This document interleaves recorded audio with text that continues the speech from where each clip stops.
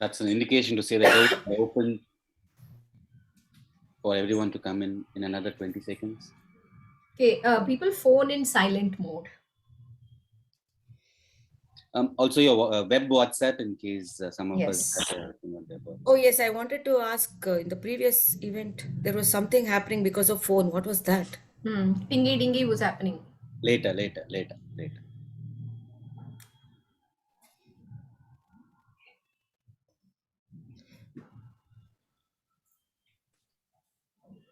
Okay, who will be taking pictures for this event? Soumya. Soumya. Papadatre. Okay. All that is taken care. You both enjoy. Yes.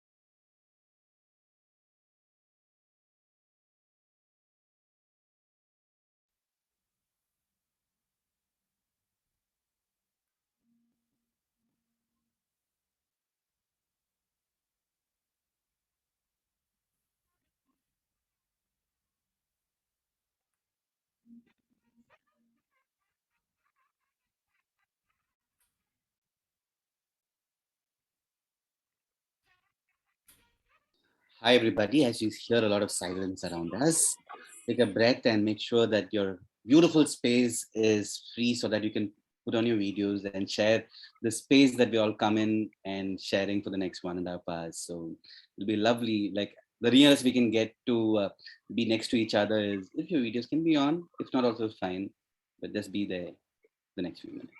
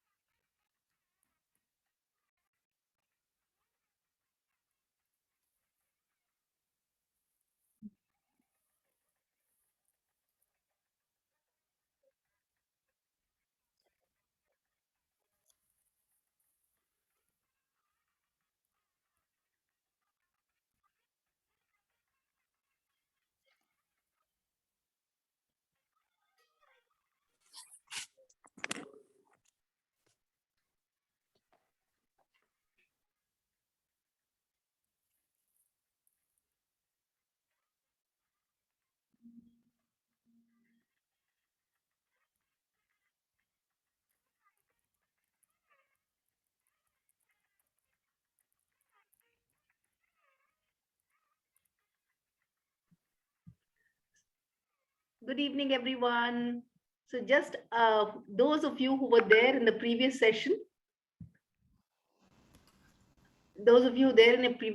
how did you enjoy it? You can have a quick, let us know so that we can prepare the people who are just coming in now for this session.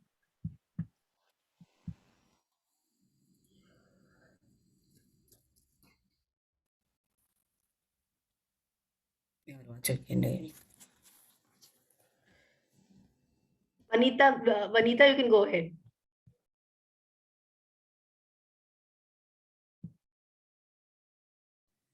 Thank you so much.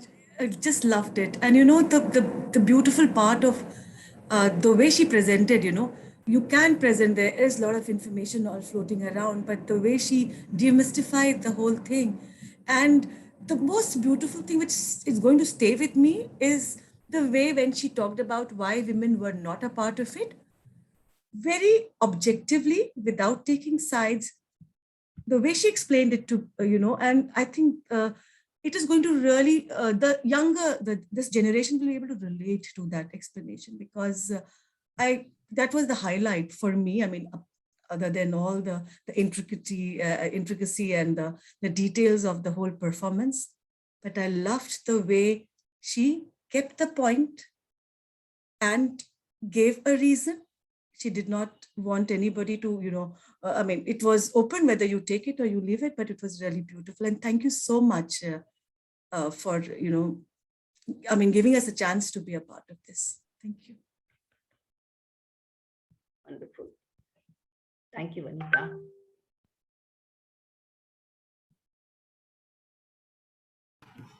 I think it's time.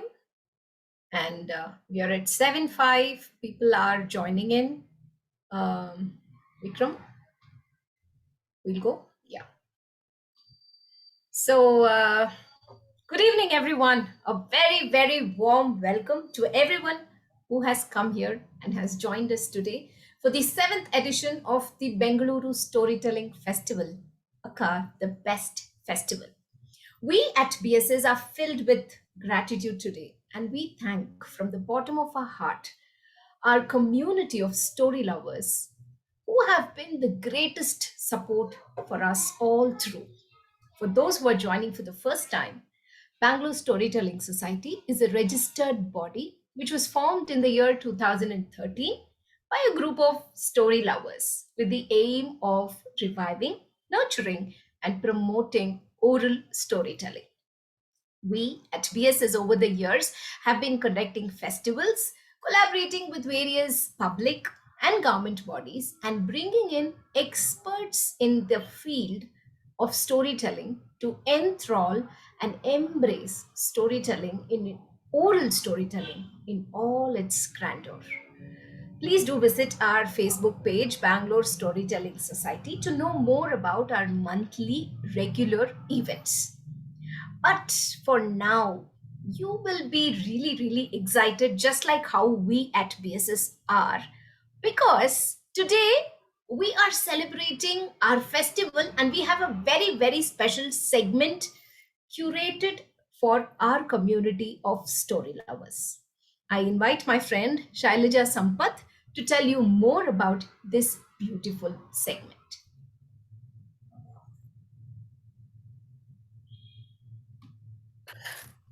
A very good evening to all, and welcome to Incredibly Indian, the last segment of BeSt Festival or the Bengaluru Storytelling Festival. Art is the sculptor that shapes the rock that's society. It illuminates the invisible and questions the obvious. As you're all aware, India is a repository of rich and diverse art forms. Our vast collection of fine art, performing arts, and literature has in fact been recognized by UNESCO as an intangible cultural heritage of humanity. As BSS or Bangalore Storytelling Society, we showcase this diversity through stories by incredibly Indian citizen artists who relentlessly pursue their passion. Now, traditionally, we celebrate our festivals with food, decor, dance, and music. And since this festival is no less than any other, that's exactly how we are going to celebrate. Without further ado, I would like to welcome our first teller, a culinary documentarian. Known as History Wali on Instagram, she gives us an insight into connections between food, history, and culture, including various traditional recipes like snow halwa and doi moch, and many others. She has traveled around the country for the last 10 years, documenting our history and culture, and in particular our culinary heritage. With over 250 hours of food programming on television and OTT platforms to her credit, she is especially known for Chak Le India, Kacha Rasta on NDTV Good Times, and the Lost Recipes on the Epic channel. She also is the co founder of the Valley Shop, a marketplace for produce from the remote Tons Valley in Uttarakhand, where she lives with her husband, two cats, and three dogs. That is when she is not traveling around the country filming. In addition, she is the screenwriter for the drama series Code M and a short film in the Netflix anthology titled Feels Like Ishq. Please put your hands together to welcome the culinary queen, Shubhra Chatterji. Hi, Shubhra, the stage is yours. Thank you so much. Thank you so much, Shailaja. Thank you, Lavanya. And thank you so much, BSS, for inviting me to be a part of this wonderful festival. I'm deeply honored. And thank you to our wonderful audience today for thinking me and my fantastic fellow storytellers worthy enough to come to listen to. Since our topic today is incredibly Indian and it's all about our beautiful country, incredible India, I had to think very, very little, before deciding what my story would be. It has to be, and it is. My story is the story of India, which I will tell in 5 recipes, in 5 dishes. So, shall we begin? I believe I have just 10 minutes, so I hope I can tell this vast and beautiful story that I have to share here with you today. I'll begin how in my childhood our nanny used to start with telling us stories. She would always say story, story, and we had to reply story. And then she'd say time, time, and we had to reply time. So story, story, story, time, time, time, Time. story time. Yes. Today, we go back to a time long, long ago. Much before the human race and their meals and menus existed, the earth was one large clump of land, a supercontinent called Pangaea. Over time, Pangaea split into two parts, Gondwana land in the south and Eurasia in the north. And then, about 180 million years ago, these two large land masses began to fragment further into the continents we know today. So you had Africa, you had the Americas, you had Australia, Oceania, Europe, Asia. And it was at about this time that a very, very large chunk of land, the shape of a diamond, detached itself from Gondwana land down south, and after wandering a few thousand miles northeast, it rammed into the landmass called Laurasia. And then it jutted out like a diamond shaped peninsula. And this is how baby India was born almost 50 million years ago. But baby India was born a princess right from the start. She was born with a crown. When the Indian subcontinent rammed into Laurasia, what happened was that the two land masses plunged into each other with such immense force that they coaxed the earth into a upwards thrust where they met, giving birth to what? The youngest and mightiest mountain range in the world, the Himalayas, which till today are the crown that India wears on her head. And I'm from the Himalayas, so I had to point that out. Now, there began this annual tussle between the vast Indian Ocean and the Himalayas, back and forth, back and forth. And what did this give us? This gave us the crazy, wild, beautiful, mad, nourishing Indian monsoon. And what do you think of when you think of the Indian monsoon? You think of pakoras. And that is our first dish. Hot, hot pakoras straight out of a kadhai, dipped in batter. You have potatoes, onions, paneer, palak, plantain, bananas, fish, chicken. There can be as many types of pakoras as there are things that you can dip in a batter and fry. Whether you call it a bhaji or a bhajia or a tele bhaja in East India, or you call them pakoras. Today, I'm using the word pakora because the word itself leads us to the next part of our story. Pakora comes from the word pak, to cook. And cooking is what distinguishes us as Homo sapiens, as a species, from all other animals of the world. No other animal can cook. No other animal cooks. No other animal has been able to master control over fire. Our primitive ancestors have been controlling fire and cooking with it for hundreds of years. But it is only 10,000 years ago, which is when the last ice age ended and the earth warmed up, that we started growing our own food. Before that, we were just hunter gatherers. Growing our food allowed us to stop uh, growing our oh, sorry growing our food allowed us to stop wandering and hunting and gathering. Growing our food allowed us to settle. We went from being hunter gatherers to farmers. We settled in one place. And do you know what the first settlers in India are believed that the first settlers in India are believed to be in the far south? They're believed to have settled in the hills of Tamil Nadu, and their descendants are supposed to be the hill tribes of Tamil Nadu today. There is a tiny village near Madurai. It's a village called Jyoti Manikap, where geneticists have found a man who shares a genetic mutation or a genetic marker with a band of men and women who came to India from Africa 70,000 years ago. Okay, these were the first of the modern humans. And this journey that they took from India to Africa lasted 10,000 years. The name of this man who lives in Jyoti Manikan is Virumandi. And just like Virumandi, all of us, every human being in this world is descended from this band of men and women who left Africa and came to India. Now, if you have been to Madurai, you know that one of the most famous dishes of Madurai is not the jigar thanda, it's the kari dosa.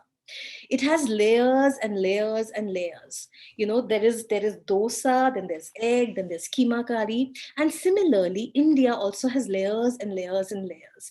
India was settled in layers by many migrations. So our base layer is this band of men and women who came from Africa and whose descendants all of us are. But the next layer that came and joined into this dosa takes us to Harappa, to a migration from Central Asia over time, which laid the foundation of what we call today the Indus Valley civilization. Whole grand, planned, magnificent, beautiful cities existed 8,000, 7,000, 6,000 years ago. Wow. Close your eyes and imagine how they must have been. Homes made of stone and mud in neat rows. No plastic, no cement, no tin. We were still one with this Mother Earth. Wander into one of the homes, and can you smell what's cooking? It smells strangely familiar. If you had wandered into a home 8,000 years ago and smelt what was cooking, it would have been very familiar. It would smell very similar to a brinjal curry. Yes. Let me tell you about our third recipe. It is what scientists call a proto curry. Okay, archaeologists and scientists in labs have conducted starch analysis on broken shards of unwashed pots found in an Indus Valley civilization site called Farmana. Farmana is very close to Delhi. And you know, there are these pots. So back at that time, we didn't have cremations, we had burials. Okay, and when a man or a woman was buried, and you know, to carry them over to the next life, with them were buried pots of food, clothes, jewels, anything that would help make the journey to the next realm easy and comfortable. And these pots of food, broken shards of them, have been analyzed in labs, and from that we understand what was in those pots. And guess what was found in those pots? In the starch analysis, we found the starch of brinjal, and we found turmeric. Ginger and garlic were also found. So what was that? It was a brinjal curry, very similar to what we make even today. Uh, what you must realize is that both turmeric and brinjal are indigenous to India, as in they first were grown in India and they've gone from India to the whole world. Isn't that beautiful? And this is also illustrated not just by seeing the dishes in different countries, but also by how the names travel. Like, for example, Bengan here in India became Badinjan in Central Asia. The Arabs called it Al Badinjan. And from there, when it went to Europe and to France, what did it become? The Al Badinjan became aubergine. Isn't that beautiful? Now, coming to the next part of our story, in your history class, you must have heard of the periods of history. I don't know if anyone remembers. Maybe you do. Maybe you're better students than I am. But there was prehistory, there was proto-history, and there's history. Prehistory, the simplest way to understand these, three parts of history is through what was written or not written. Okay, so prehistory is that period, which means that nothing was written. There was no script. We have no records, no texts. So all this time that I've been speaking about is prehistory. Proto-history means that period when we have something written, but we can't decipher what it means. For example, the Indus Valley civilization and its script, we don't know what the script means. It is there, but we can't understand it. The problem is ours, not the scripts. It exists, but we can't understand it.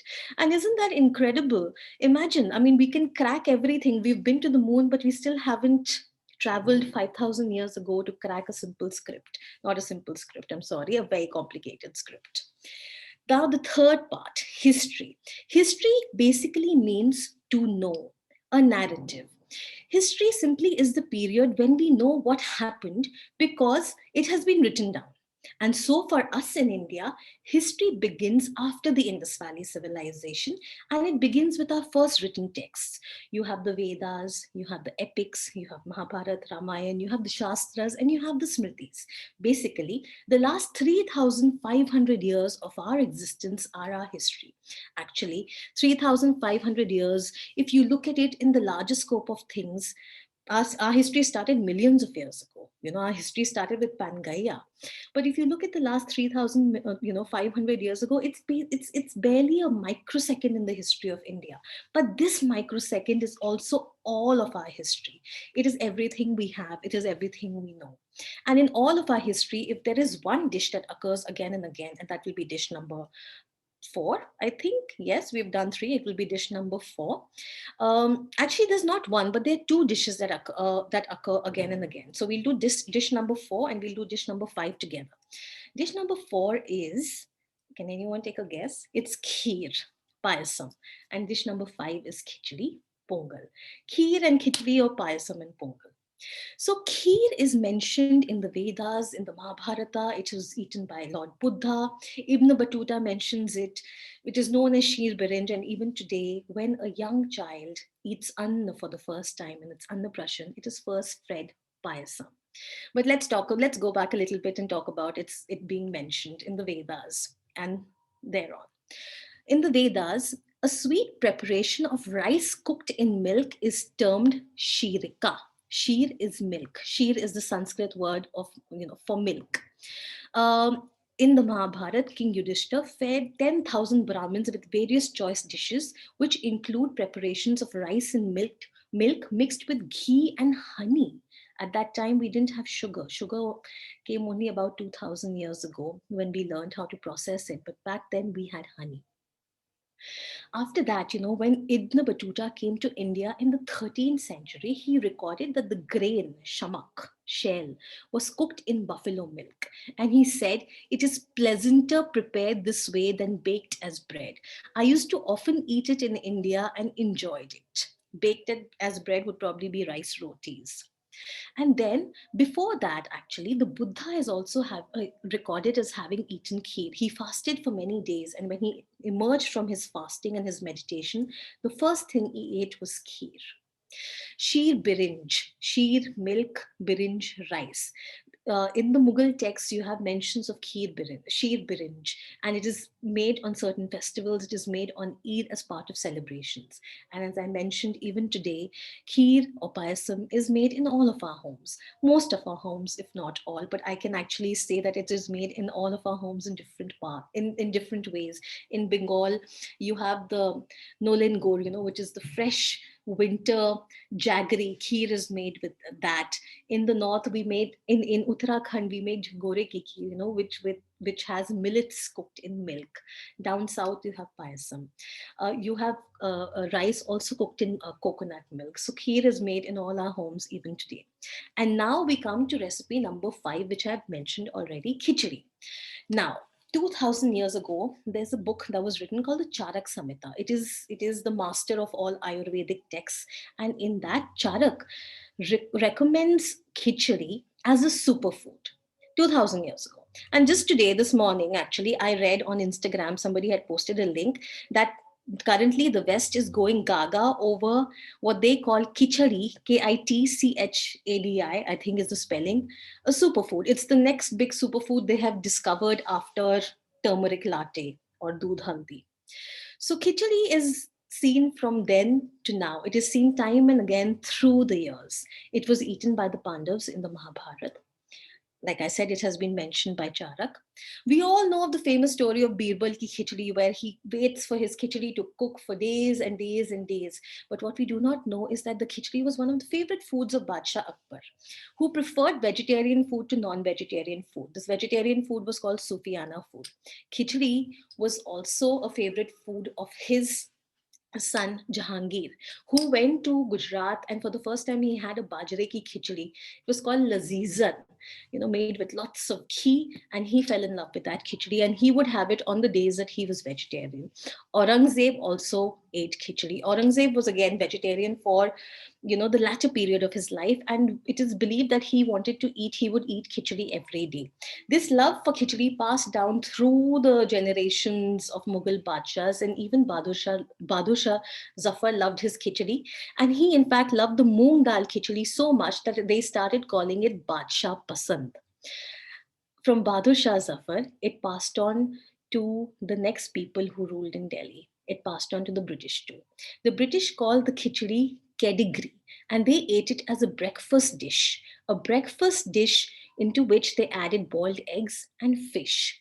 And today, even today, we eat the khichdi very often. It was Pongal only a few days ago, and a version of the khichdi pongal was cooked in every home. Uh, Whether it was the north or the south. In the north, we make urad dal khichdi. In the south, it's made differently in different parts. In the west, my grandmother would make khichdi with peas on Pongal or Sankrant. So khichdi it is also called the khichdi Sankrant in many parts of the country. And it's wonderful that it has fallen just like, 10 days ago, and we are doing this today, and I can bring it up. So khichdi is very much a part of our lives even today. And now it is traveling from here in India to other countries all over the world to become a part of their stories. So the story of India is now spreading to other countries. And with that being the last recipe, we end the story. I had a very clear beginning to the story of India, but honestly, when I was writing this down, when I was putting my thoughts down, I didn't know how to end it, because the story of India doesn't really end. It just goes on and on as long as we are there. So we will end it saying that the story of India doesn't end. But that was it from me. Thank you. Oh my God, Shubhra, what a start to Incredibly Indian. And how many of you are hungry? My God. Right from pakoda to curry dosa, and then going to kheer and bengan and khichdi. My God. I'm actually salivating. So thank you so much. And like somebody wrote in the chat, we really wish our history and geography was taught like this. Inculcating or mixing it with something which everybody connects to, food. Absolutely amazing. And you should just see the chat box. It's been going up like that. Wow, interesting. I think you should take a read after that. But Shubhra, for now, I just wanted to ask you this. You told us that you grew up in West Africa, right? Yes. So how did this connect to India through food come to you? I'll tell you something. I'll tell you the secret. Because I grew up in West Africa, I never studied Indian history in school. Which is why I was never bored in history class back in school. And I started looking for history in my own way. And I found history through food. So the key to it is not to listen to your history teacher. Absolutely, absolutely. And what great storytelling. My God, mind-blowing storytelling. It was amazing. And what a start to Incredibly Indian. This is why we titled this segment Incredibly Indian. For now, you have seen Shubhra. I'm sure that you're all very, very keen to know who the second teller for our day is. All of 23 years of age. And this young lady is reviving a traditional art form of Kumaon, Aipan. She is very popularly known as the Aipan girl and is striving to revive this art form by conducting national and international workshops. She's also urging women to learn the art and helping them earn a livelihood through this art called Aipan.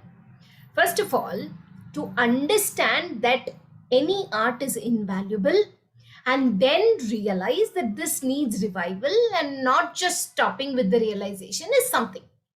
But taking this to the next step forward and to actually implement what was in her mind is something absolutely amazing. I think you all are as curious as us to know the journey of this Aipan girl. Over to you, Minakshi Khati. The stage is yours.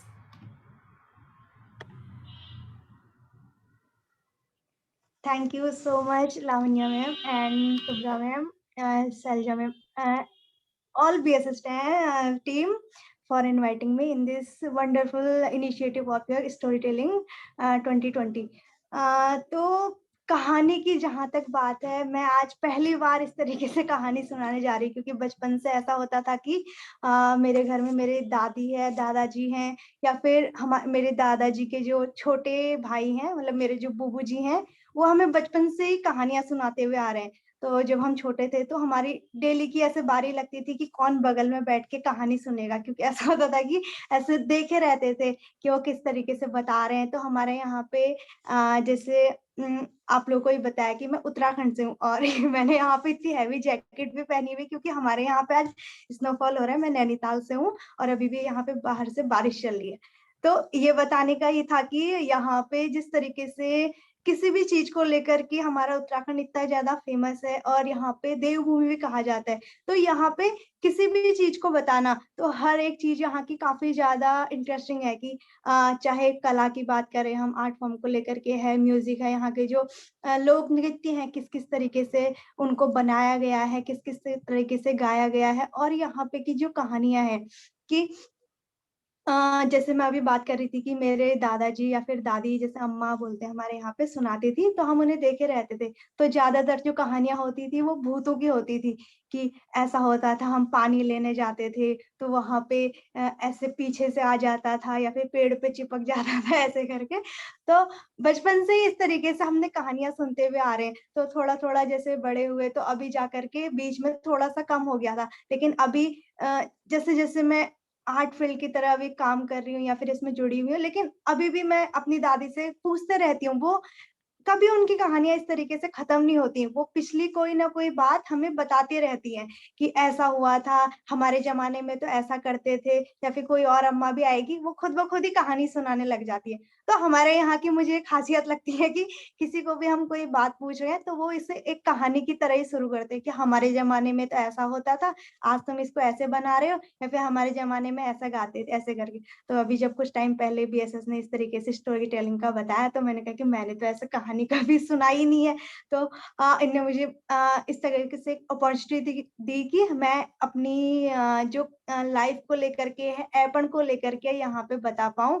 तो ऐपन में मैं अपने से बताती हूँ कि जब हम छोटे थे तो अपने आसपास देखते थे कि यहाँ पे किस किस तरीके से कोई भी फेस्टिवल हो रहा है, कोई भी ओकेजन हो रहा है, या फिर हम अपने दिन की शुरुआत कर रहे हैं। तो बचपन में हमारे यहाँ पे जो पहाड़ों में घर होते हैं, सीढ़ी नुमा होते हैं, और इस तरीके से जो शेप होता है इसमें होते हैं। तो सीढ़ियां जो होती हैं, 10-12 सीढ़ियां हर घर में ऊपर को ऐसे चढ़ने के लिए बनी हुई होती है। तो बचपन में ऐसा होता था कि कोई भी हमारे यहाँ पे त्योहार आने वाला है, तो पहले से उसको लेकर के इतनी सारी तैयारियां कि त्योहार आने वाला है, पूरे आंगन में लिपाई करनी है, पुताई करनी है, जंगल से मिट्टी लेके आनी है। तो बचपन में हमें इतना, मतलब इतना इन सब चीजों में इन्वॉल्व रहते थे कि हाँ, मेरे को भी आना है अम्मा के साथ घास लेने के लिए, लकड़ी लेने के लिए, ऐसे करके रोने लग जाते थे। या अनई लग जाते हैं, बोलते हैं हमारे वहाँ, जैसे लोकल वर्ड है अनई लगना, मतलब कि पीछे पीछे जाना उनके। तो या फिर जैसे पानी लेने जा रहे, इस तरीके से। तो ऐपन की शुरुआत भी इसी तरीके से हुई मेरे लिए, या फिर हमारे यहाँ पे लोगों के लिए। बचपन से देखते हुए आ रहे थे कि दिवाली आने वाली है, तो पूरी साफ सफाई की, घर का पूरा 10 दिन, 1 महीना पहले से तक, कि पूरा सामान घर के बाहर निकाल के रख देना है। उसके बाद थोड़ा थोड़ा करके जब पूरा सामान वगैरह साफ हो रहा है, तो उसके बाद से कि कैसे कैसे करके अब हमने घर को सजाना है। तो ऐपन भी एक उसी तरीके से जैसे घर को जब सजाने की बात आ रही तो सबसे पहले हम बाहर से लिपाई पुताई की बात करते हैं कि हमने उस चीज को लेपना है। तो ऐपण का जो मीनिंग है, ऐपण का जो सीधा सा मतलब है वो है अर्पण करना। तो ऐपण की जब मैं एक थोड़ा सा ये भी बता देती हूँ कि अन्य राज्यों में, यहाँ पे अलग अलग जगहों से लोग जुड़े हुए हैं, तो सभी राज्यों की जैसे अपनी अपनी लोक कलाएं हैं। वहां पे यहाँ पे जैसे ऐपण नाम से जाना जाता है, उसी तरीके से अन्य राज्यों में अलग अलग नामों से जाना जाता है। लेकिन जो उसका मेन उसके पीछे का जो रीजन है, जो भावना है, उसके पीछे की जो श्रद्धा है, सारी चीजें आध्यात्मिक तरीके से, तो उनका जो एक मीनिंग जाता है वो सभी के लिए एक सेम है। कि जिस तरीके से हमारे यहाँ पे हम लोग ऐपणों को जो बनाते हैं, हमारी जो उसके पीछे की श्रद्धा है कि हम क्यों ऐपणों को अपने घर पे बना रहे हैं। तो जैसा मैंने देखा मैं वैसा बताती हूँ कि हमारे यहाँ पे क्या होता था कि हम लोग जैसे उठ रहे सो करके, और दीपावली आने वाली, तो चलो घर के काम करने हैं, जल्दी से बाहर आ जाओ, उठो इसमें से, या फिर पूरी सफाई करनी है। तो हम लोग खुश रहते थे उसमें कि हाँ चलो इस बार दीपावली आने वाली है, क्योंकि एक दीपावली ही ऐसा सीजन होता, फेस्टिवल है हमारे यहाँ पे जिसमें हम सभी को अपनी क्रिएटिविटी दिखाने का मौका मिल जाता था, खासकर आर्टिस्टों के लिए, क्योंकि हमें एक एक ढेलिया मिल जाती थी बचपन में। तो बस एक ढेली मिलती थी कि हाँ इन बच्चों ने बिगाड़नी है, तो चलो अपने तरीके से जैसे बनाते हैं बिगाड़ने दो इन्हें। तो ये था कि फिर हम बोलते थे, जैसे जो बड़ी बहन है मेरी, उसको 2 ढेली मिलती थी कि ये थोड़ा अच्छा बनाती है, बाकी जैसे मेरी बुआ लोग हैं, मम्मी लोग हैं, उनके लिए 3 4 5 ढेलियां, वो लोग अच्छा अच्छा बनाते। लेकिन ये था कि हाँ इसको तो 2 ढेली मिल रही है, मुझे एक ही मिली है, तो मैं इसको अच्छे से अच्छा बनाऊंगी, ऐसे करके। तो अम्मा से उस चीज का मतलब भी पूछते थे कि हम ये लाइन बना रहे हैं तो क्यों बना रहे हैं। और एक चीज था जो हमारे यहाँ पे लोकल लैंग्वेज में धौड़े कहा जाता है, तो उसको बताने से पहले मैं बताती हूँ कि ऐपण को हम लोग बनाते कैसे हैं। जिस तरीके से मैंने कहा कि हम लोग लिपाई करते हैं, लिपाई मीन्स कि यहाँ पे एक जंगल में मिट्टी आती है गेरू, उसको ला करके और गाय का जो गोबर है शुद्ध माना जाता है, पूजा जाता है हमारे यहाँ पे, तो उसको मिला करके पूरा पेस्ट बना करके ऐसे लिपाई, तो उसके लिए हो गया पूरा आंगन लिपने के लिए। उसके बाद बोलते हैं जब हम लोग गेरू बना ना ऐपण बनाने के लिए जो हम सरफेस बनाते हैं, तो उसमें क्या करते थे, जंगल से गेरू उसमें मिट्टी ला करके, तो उसमें कोई भी एक्स्ट्रा वैसी चीजें नहीं मिलानी, या फिर गोबर या वो तो हमने लीप दिया। उसके बाद क्या करते थे, सिंपल लाल अपना जो गेरू है गेरुए कलर का, उसको पूरा वहां पे लीप दिया। उसके बाद बहुत जल्दी, आज के टाइम पे तो कलर्स वगैरह सूखने में इतना टाइम लगाते हैं, लेकिन जो गेरू था आराम से 5 मिनट में हमारा सूख के तैयार। तो थोड़ी देर था कि हाँ गेरू लगा, अभी हमें मौका मिलने वाला है इसमें बनाने के लिए। तो उसके बाद जैसे अगर हमने आज ऐपण बनाने, तो एक दिन पहले से ही जो चावल है उनको भिगा के उसमें किसी कटोरे में जैसे भिगाने डाल दिए। उसके अगले दिन जब हमने ऐपणों को निकालना है, उसको सिलबट्टे में, चटनी पीसते हैं हम लोग सिलबट्टे में, नमक पीसते हैं, हमारे यहाँ का नमक भी काफी फेमस है, तो पीसी नून बोलते हैं। तो उसी तरीके से उसी सिलबट्टे में हम लोग चावलों को पीस के पतला पेस्ट बना लिया। उसके बाद आता था कि उसको उंगलियों से बनाना कैसे है, क्योंकि हम लोग तो मम्मी को, दादी को अम्मा को देखते थे कि वो लोग सीधे उंगलियों से ऐसे ऐसे ऐसे करके कोई भी बड़ी जल्दी जल्दी ढेलियां बना दे रहे हैं, ऐसे ऐसे लाइनें निकाल ले रहे हैं, लेकिन हमसे वो चीज उतनी जल्दी हो नहीं पाती थी। लेकिन ये था कि हाँ हमें भी इस चीज को सीखना है कि कैसे हो रहा है करके। फिर थोड़ा थोड़ा करके टाइम बदला, उसके बाद जो कलर्स वगैरह आ गए मार्केट में, तो उससे भी बनाना सीखा कि हाँ यहाँ पे इस चीज से इसको ऐसे बनाया जा रहा है, या फिर ऐसे ऐसे करके कोई डिजाइन बनाना है, या फिर हाँ गाँव में वो अच्छा बनाती है उनसे पूछ के ऐसे ऐसे बनना है करके। तो थोड़ा थोड़ा थोड़ा करके ऐसे करके ये सारी की सारी चीजें सीखी। और फिर हम लोग बात करते हैं कि यहाँ पे देवी देवताओं को आह्वान के लिए हम कैसे ऐपणों को बनाते हुए आ रहे हैं। तो कोई भी हमारे यहाँ पे फेस्टिवल, तो जैसे हमने बात की कि दीपावली होने वाली है, बाकी यहाँ पे जैसे कोई भी हमारा ओकेजन आ रहा है या फिर हमारे यहाँ पे कोई भी काम होने वाला है, जैसे जनेऊ संस्कार होता है, या फिर हमारी से जुड़ी हुई कोई भी चीज है, शादी होने वाली है, या फिर अन्नप्राशन है, तो सारी की सारी चीजों में जिस तरीके से हम आगे बढ़ रहे हैं, तो हमसे हमारे साथ साथ जो ऐपण वाला मीन्स की जो हमारी ऐपण कला है, वो भी हमारे साथ साथ ही आगे को चल गई कि कोई भी चीज होने वाली तो हमें उसकी शुरुआत ऐपणों से ही करनी है, हमसे ही वो चीज सीधे सीधे जुड़ी हुई है। तो एक चीज ये थी कि जैसे शादी होने वाली है, तो उसके लिए ऐसे ऐपण बनाए गए थे कि उसको देख के ही कहा जाता था कि हाँ इसके घर में शादी होने वाली, की वहां पे जैसे धूली अर्घ की चौकी बन गई। मैं दिखा भी देती हूँ, मैं बता तो रही हूँ, लेकिन जैसे मेरे बैकग्राउंड में भी यहाँ पे ऐपण लगे हुए, और इस तरीके से जैसे ये यहाँ पे आप चौकी देख पा रहे, ये जो चौकी है ये दुल्हन के लिए बनाई जाती है, दूल्ही अर्घ की चौकी कहते हैं इसको। दुल्हन पक्ष की ओर से इसको भी बनाने के कुछ मतलब नियम वगैरह है कि जैसे पंडित जी पहले से बता देते हैं कि इसमें कि दुल्हन पक्ष से ये चौकी बनाई जाती है। तो जब क्या होता है हमारे यहाँ पे जब शादी होती है तो दूल्ही अर्घ की जो रस्म होती है उस टाइम पे इस चौकी को लाया जाता है। ये दुल्हन के लिए होती है। सेम इसी तरीके की एक चौकी है यहाँ पे, ये इसे वर की चौकी कहा जाता है। तो दिखने में आप देख रहे हो कि सेम सेम सी दिख रही है, लेकिन इसमें थोड़े से अंतर है। मैं थोड़ा सा बता देती हूँ इसमें।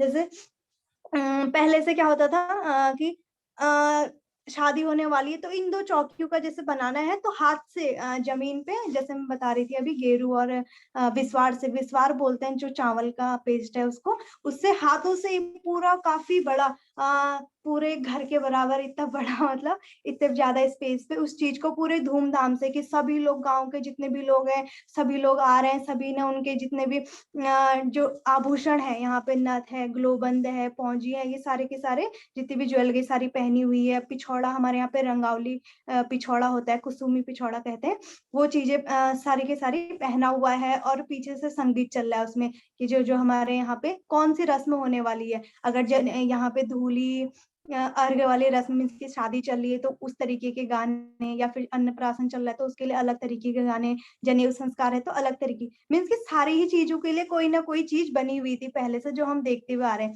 तो यहाँ पे जैसे हम देख रहे हैं ये वर की चौकी है, मीन्स की वर दूल्हे के लिए। तो दूल्हे के लिए और शादी के दिन दूल्हे दुल्हन को यहाँ पे शिव और पार्वती का रूप भी माना जाता है, और या राधा कृष्ण का, इस तरीके से। तो इसमें ये था कि जो पूरा का पूरा ये चौकी बना हुआ है दूल्हे अर्घ की, तो इसको एक आकार दिया जाता है कि 2 सितारे बनाते हैं हम लोग पहले बीच में, ये इस तरीके से, या फिर 2 सितारे, या फिर एक इसको पंचकोण के रूप में, कि 2 सितारे आपस में मिल गए, जिन्हें हम शिव शक्ति का भी रूप कहते हैं कि शिव शक्ति हो गया, या फिर प्रकृति और पुरुष आपस में मिल गए हैं, इस तरीके से। तो ये पूरा सितारा बनने के बाद इसको कमल की पंखुड़ियों से ढका जाता है, इस तरीके से। तो कमल की पंखुड़ियों के बाद ढकने के बाद इसमें बेलें बनाई जाती है जिनसे उसको सजाया जाता है। उसके बाद इसको फांक बोलते हैं। फांक मीन्स की जो पेड़ होता है उसके जो हिस्से होते हैं, या फिर हाथ कह सकते हैं फांक बोलते हैं, इस तरीके से। और ये इसका जो जड़ वाला हिस्सा है, जड़ हो गया एक, मीन्स की पेड़ का आकार दिया गया उसको। और यहाँ पे कमल के फूल हो गए। उसके बाद तोते, तोतों को यहाँ पे उसका शुभ का प्रतीक माना गया है कि यहाँ पे जैसे शादी होने वाली है, या फिर किसी भी संदेश वाहक भी कहते हैं। तो उसमें ये होता था कि अगर हम तोते का सिंबल देख रहे हैं तो इनके यहाँ पे कोई सगुन वाली चीज होने वाली है, कि यहाँ पे तोते से उस चीज को दिखाया जा रहा है। तो ये सारे के सारे सिंबल। और यहाँ पे जैसे मछली आप देख रहे हैं ये ऊपर बनी हुई है छोटी छोटी सी, तो मछली को यहाँ पे प्रेम का प्रतीक माना गया है ऐपणों में कि जिस तरीके से मछली उसमें पानी में जब रहती है तो मीन्स की जब पानी से बाहर आती है तो अपने प्राणों को त्याग देती है।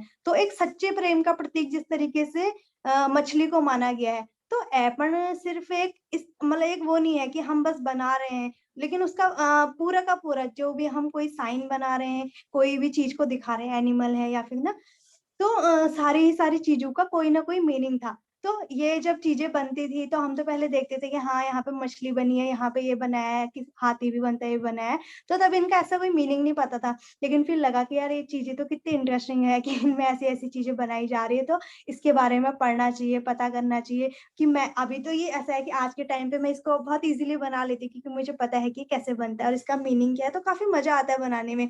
कलश यहाँ पे शुभ के प्रतीक माने जाते हैं, सुख संपत्ति के। तो ये सारी चीजें पता है तो उस चीज को बनाने में आज मजा, लेकिन तब था कि हाँ कैसे इसको बनाया जाएगा, या फिर तो अपनी दादी से मैं इस तरीके से पूछते रहती थी। तो थोड़ा थोड़ा करके जब सारी ही चीजें पता चली कि कैसे कैसे हो रही हैं, क्या हो रहा है, तो फिर मजा आने लग गया तो फिर मैंने उसके बारे में जाना कि इसके पीछे का हिस्ट्री क्या है, क्यों हम इसको बनाते हुए आ रहे हैं, कब से बनाते हुए आ रहे हैं। तो मैंने जिस तरीके से, तो मेरी दादी ने भी यही बताया कि तूने कहाँ से सीखा, कि देखा कि आज ये बना रहा है, कल वो बना रहा है, दादी बना रही है। तो इसी तरीके से सारी की सारी उत्तराखंड की महिलाओं ने इसको जनरेशन वाइज अपनी मम्मी से, दादी से देखते हुए आ रहे हैं कि मेरी दादी ऐसे बनाती थी, मेरी मम्मी ऐसे बनाती थी। आज भी ऐसे होता है। मेरी अम्मा मुझसे खुद बोलती है, मेरी दादी तो इसको ऐसे ऐसे करके इतनी जल्दी बना देती, तुम्हारे लोग बरस से लगे रहते हो ऐसे ऐसे बनाने में, हमारे जमाने में बहुत जल्दी कर देते हैं ऐसे करके। तो इसके पीछे जब उस तरीके से जानना चाहे कि इसकी शुरुआत कहाँ से हुई, तो उसके पीछे ये मिला कि जब उत्तराखंड में वैसे तो जैसे मैंने कहा कि सभी राज्यों की अपनी अपनी लोक कलाएं हैं, तो उसमें जो हिस्ट्री की बात हम लोग करते हैं कि कहाँ से शुरुआत हुई, तो हम लोग खुद ही देखते हुए आ रहे हैं। जैसे चाहे हम द्वापर युग की बात करें या फिर उसमें से बात करें, तो सभी जगह हमने इस तरीके के मोटिव्स या फिर ऐपन अल्पना कहें, ये देखे हुए हैं। जैसे छोटा सा एग्जांपल दे रहे हो कि राम भगवान की हम बात करते हैं, तो जब राम भगवान सबरी के वहां पे गए थे आश्रम में, तो वहां पे हम अभी भी हम लोग टीवी में देखते हैं या फिर उसमें पढ़ते हैं, तो उसमें दिखाया गया है कि उनका जो घर था उसको पूरा सजाया गया था। तो वहां पे भी जो चीजें यूज हो रही है, गेरू मिट्टी है या फिर कुछ लोग इसको चूने से बनाते हैं या फिर चावल के पेस्ट से। तो इस तरीके से जो हिस्ट्री है पूरी चलती हुई आ रही है उस टाइम से। या फिर हम इसको ऋग्वेद में देखते तो वहां भी इसका जो व्याख्यान है कि इसके बारे में बताया गया कि उस टाइम पे भी इस चीज को बनाया गया है। और अगर और उसमें जाते हैं तो एक बार ऐसा हुआ था कि कालिदास जी अपने मेघदूत को कह रहे थे कि तुम्हें मेरे घर पे जाना है, तो वो उसको बस एक संकेत देते हैं कि तुम जब जाओगे तो तुम इतना देखना कि वहां पे मेरी पत्नी द्वारा घरों के सामने घोड़े डाले होंगे। घोड़े मीन्स की यहाँ पे ऐपणों से है, मीन्स की ये जो लाइन्स हैं इस तरीके की जैसे लाइनें होती हैं, तो ये वाली जो लाइन्स है इन्हें यहाँ पे घोड़े कहा जाता है। ये हमारे यहाँ पे उत्तराखंड में हर घर में देखने को मिलेंगी। तो वो एक छोटा सा उनको एक संकेत देते हैं कि बस जब तुम जाओगे तो तुम्हें इस तरीके के घोड़े दिखाई देंगे, तो तुम बस पहचान लोगे। तो इसी तरीके से यहाँ पे पहचान कि कोई भी अगर इस यहाँ पे आ रहा है तो वहां पे घर को देख के बता सकता है कि यहाँ पे ऐपण बने हुए हैं, तो ये कुमाऊं रीजन से है और यहाँ पे इस तरीके की चीजों से ही शुरुआत की जाती है, बनाया जाता है। तो ये सारी चीजें हैं जो हम पहले से देखते हुए आ रहे हैं कि किस किस तरीके से बने और अगर कैसे कैसे की ये चीजें। तो इसके पीछे आस्था का भी वो रहता था कि लोग एक हम जैसे यहाँ पे गंगा दशहरा द्वारपत्र लगाते हैं अपने घरों के ऊपर से, तो उसके पीछे भी ये रीजन कहता था कि पहले तो ये था कि हम बस उसको लगा रहे हैं, फिर जैसे उसके बारे में पता चला कि ये था कि हमारे घर में आने वाली जैसे कोई भी समस्या है या फिर जितनी भी मतलब आपदाएं आती, तो सारी की सारी चीजें से हमें ये चीज बचाएगी। तो सीधा सा मतलब ये था कि जिस तरीके से हम लोग पूजा पाठ करते हैं, हमारे यहाँ पे पहाड़ों में जागर लगती है, उसी को अगर हम कला की बात करते हैं तो एक विधि कह सकते हैं। मीन्स की विधि मीन्स की जैसे कि हम पूजा करने के लिए कोई मेथड यूज कर रहे हैं इस तरीके से।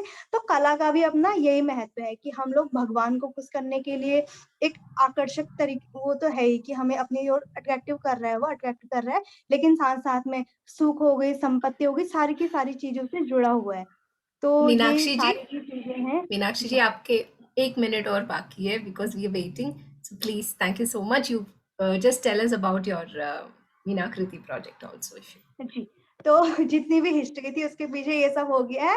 और थैंक यू। अब हम आते हैं कि सारी की सारी जितनी डिटेल्स थी, इसके पीछे हिस्ट्री थी, ये सारी चीजें अपनी दादी से, मम्मी से पूछ के ये सारी चीजें हमने बचपन से देखी और समझी। फिर आते हैं कि आज के टाइम में किस तरीके से ऐपण है, क्योंकि ये तो था कि इसका पारंपरिक तरीका। तो आज के टाइम पे ये था कि जब मैं अपने कॉलेज में थी मैं देखती थी कि मेरे साथ वालों को भी इस आर्ट के बारे में नॉलेज नहीं है, क्योंकि जैसे कि एक सीमित क्षेत्र से ये कला है, कुमाऊं रीजन से ही आती है, लेकिन अभी के टाइम पे थोड़ा थोड़ा करके ये आगे बढ़ रही है।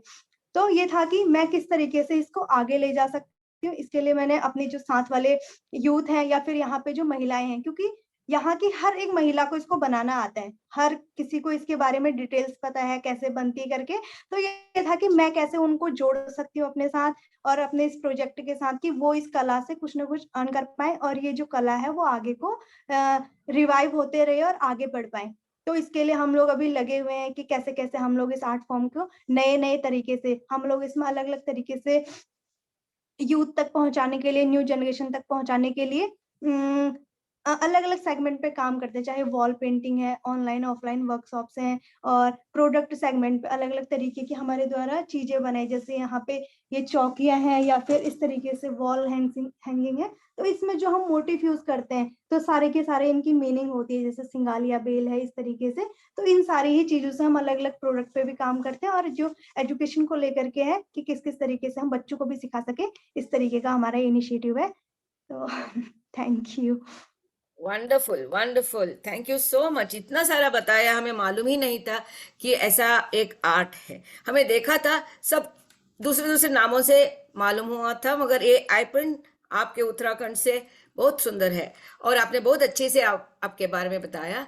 बस एक दो प्रश्न पूछना है आपसे कि अभी जब आप ये आइपन करते हैं घर के सामने, तो बड़े बड़े डिजाइन तो लगाते ही होंगे, तो कितना सारा चावल चाहिए उसके लिए, पीसना पड़ेगा? 10 किलो, 5 किलो?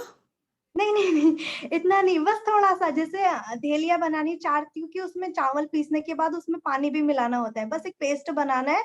तो ये 1 गिलास चावल डाल दिया या फिर ना अपने हिसाब से, बस इतने से हो जाता है। 1 गिलास 2 गिलास, अगर 4-5 धेलिया तो 1 गिलास चावल से हो जाएगा। और ये बड़े बड़े डिजाइन बनाने में कितना टाइम लगता है? बहुत बारीक दिखता है और बहुत सारा इंट्रिकेट डिटेल्स है, तो कितना देर लगता है?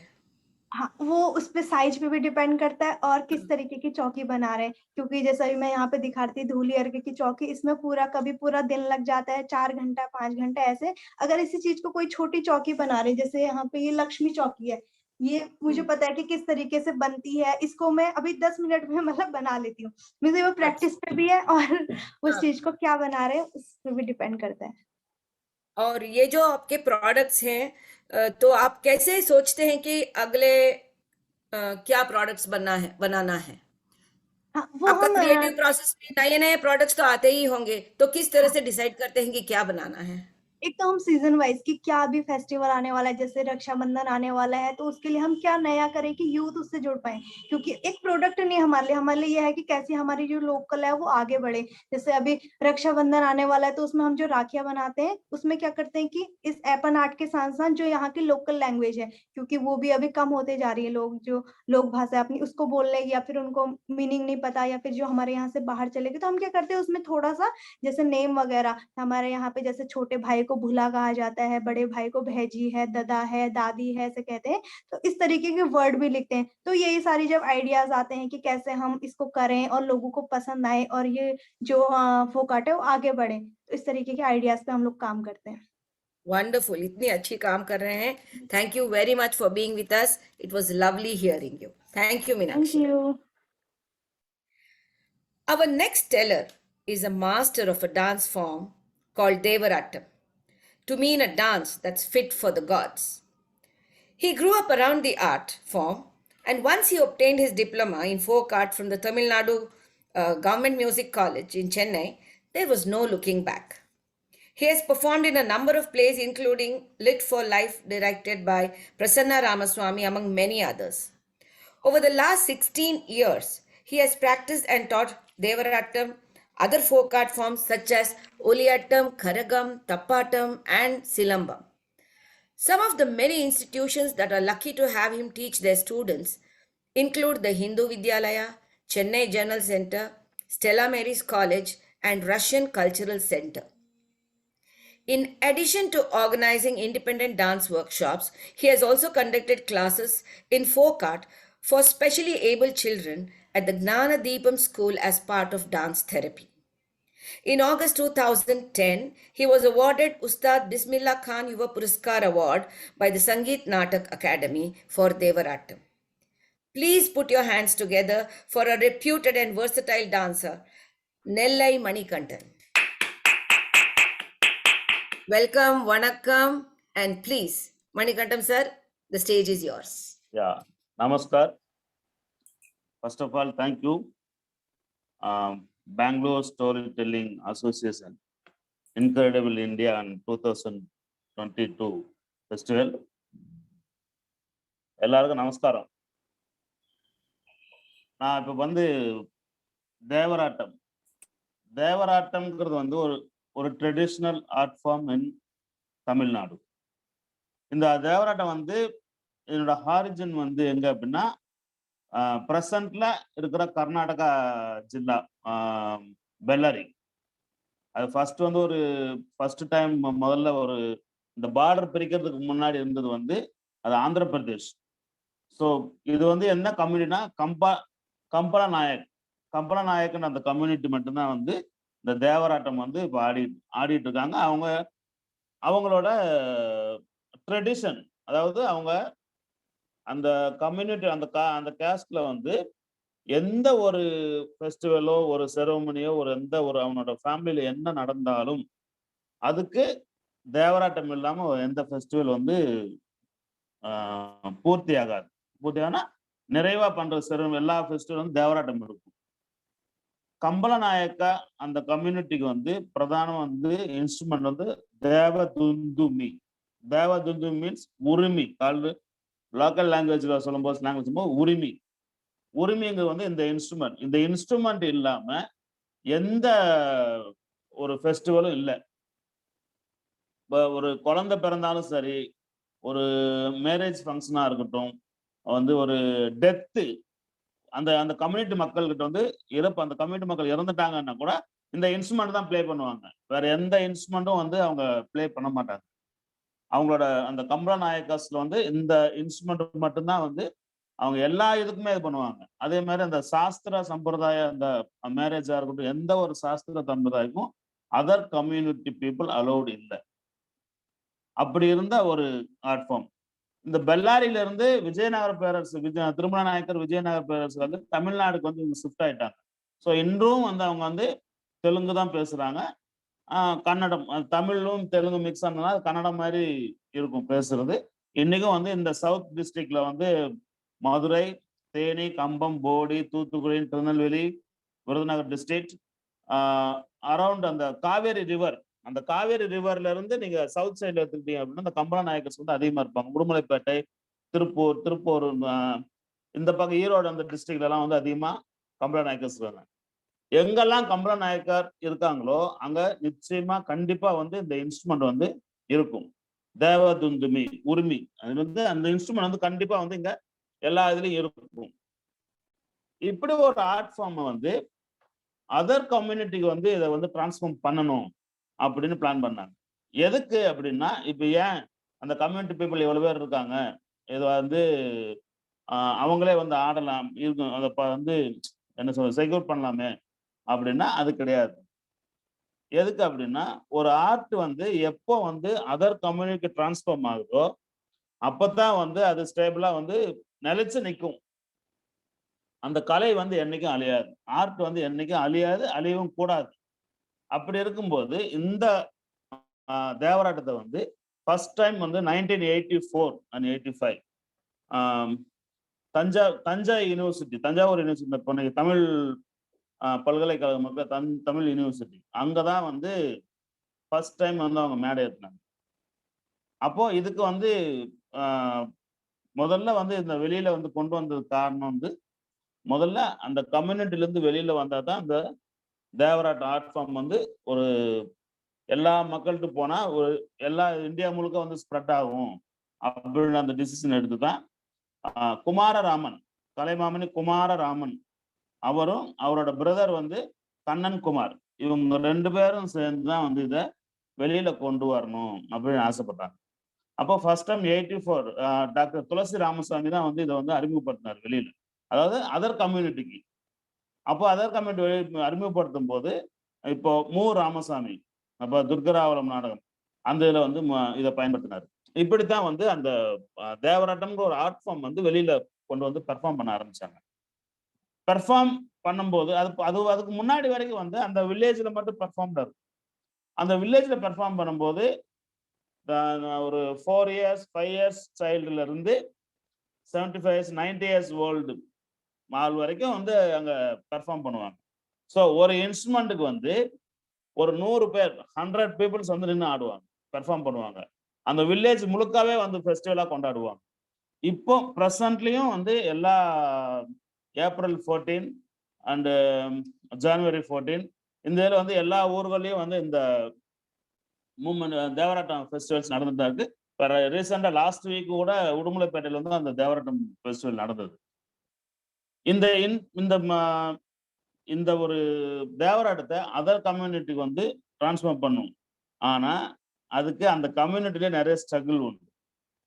அந்த கம்யூனிட்டில ரொம்ப ஸ்ட்ரகிள். இப்போ வீரபாண்டிய கட்டபொம்மன் வந்து கம்பளநாயக்கர், அவருக்கு வந்து பாஞ்சாலங்குறிச்சியில வந்து ஒரு திறப்பு விழா, கோட்டை கட்டி திறப்பு விழா பண்றாங்க.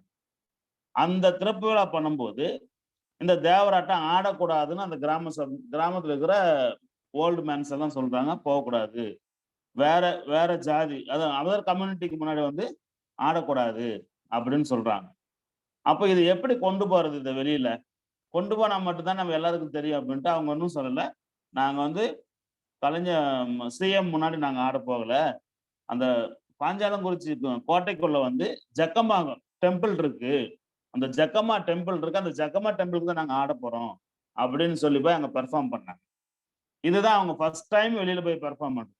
அதுக்கு அடுத்து தஞ்சாவூர் யூனிவர்சிட்டி, அப்புறம் வந்து துர்கராவூர் நாடகம் வந்து மூராம்சாமி. சரி, இந்த ஆர்ட் ஃபார்ம் வந்து அந்த கம்யூனிட்டி மட்டுமே ஆடிட்டு இருக்காங்க. அப்போ இது லேர்னிங் ப்ராசஸா டீச்சிங் ப்ராசஸ்க்கு மாற்றணும் அப்படின்னு சொல்லி 1986 and 87 அந்த டைம்ல வந்து வெளியில வந்து பெர்ஃபார்ம் டீச் பண்ண ஆரம்பிக்கிறாங்க.